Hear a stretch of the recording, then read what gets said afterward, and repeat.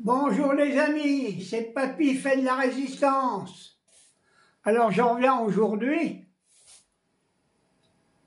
notamment sur ce qui s'est passé à l'Assemblée nationale.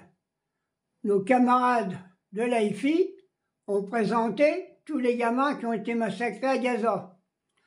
J'ai vu que la mère Pivert revenait un peu sur ses déclarations, que notre président de la République il veut reconnaître la Palestine au mois de juin. C'est tout de suite il faut qu'il la reconnaisse. Un point c'est tout. Et puis avant de continuer ma petite vidéo, je voudrais aussi intervenir ce que j'ai entendu aux informations des actes antisémites qui s'est fait à Villeurbanne. Alors, de tout cœur, je condamne tous ces actes antisémites.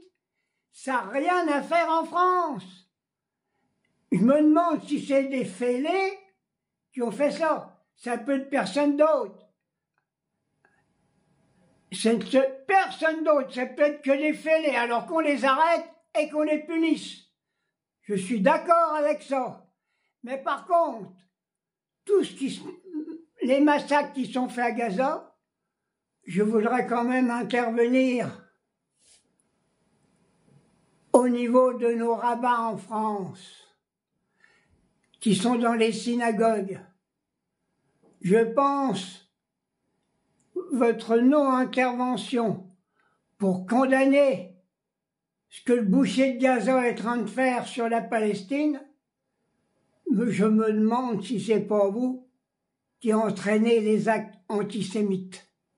J'en suis à ce point-là à penser. Alors il y a bien quelques rabbins qui ont un cœur, un peu quelques rabbins humanistes, alors intervenez dans vos synagogues et même à la télévision pour condamner ce qu'est en train de faire le boucher de Gaza. C'est pas un juif. Non, ça peut pas être un juif. J'ai lu la religion juive jusqu'au bout, pendant des nuits entières, pour savoir ce que ça voulait dire. Ils sont pour l'amour des peuples, contre tous les massacres. Alors pourquoi qu'en France, il n'y a pas un rabbin qui peut condamner les massacres qui sont faits à Gaza? C'est inadmissible. Maintenant, je vais encore un petit peu intervenir, parce que j'ai fait mes courses hier, je change complètement de sujet. Eh bien, je vous annonce, mes amis, que les prix dans les grandes surfaces, ils ont pris 10%. 10%. J'ai vu que le prix du café, je prenais le premier prix. Vous savez, le café que je mets dans une chaussette, moi, ça me fait 8 jours, hein, en poudre là. Hein. Eh bien, il était à 3,50.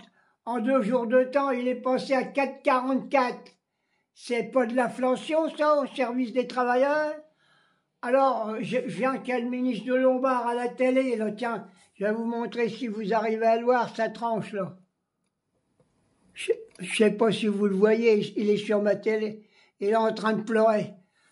Alors, je demande officiellement que sur tous les produits alimentaires de première nécessité, qu'il y a 0 TVA, sur le sucre, sur la farine, sur le café, sur l'huile, sur les fruits et légumes, sur les pâtes alimentaires, tous les surgelés, les haricots verts. Voilà ce qu'il faut faire. Et je vous préviens, mes amis, si vous n'intervenez pas au niveau de la baisse des prix, du blocage des prix et l'augmentation des salaires, les capitalistes, ils vont être obligés de se barrer de France. Hein. Parce que ça ne va pas être les gilets jaunes qui vont arriver. Hein. C'est les gilets rouges.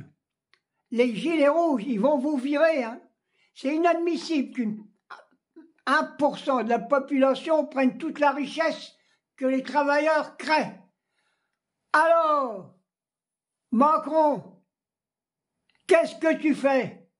Prends un décret pour interdire qu'il n'y a plus de TVA sur les produits de première nécessité, que vous mettez 50% ou 100% sur les montres ou sur les bagnoles hors de prix, hein, ou sur les sacs à main Louis Vuitton. Moi, j'en ai rien à foutre, j'en bouffe pas des sacs à main. Ma petite vidéo est terminée. J'embrasse tous mes camarades et je vais dire ouvertement, j'ai envie d'embrasser tous les musulmans et tous les juifs sincères qui vont condamner la politique d'élimination des gamins de Gaza. Et si jamais il y a un rabbin qui fait ça, je suis prêt à aller à la synagogue et prier avec eux. Salut mes amis!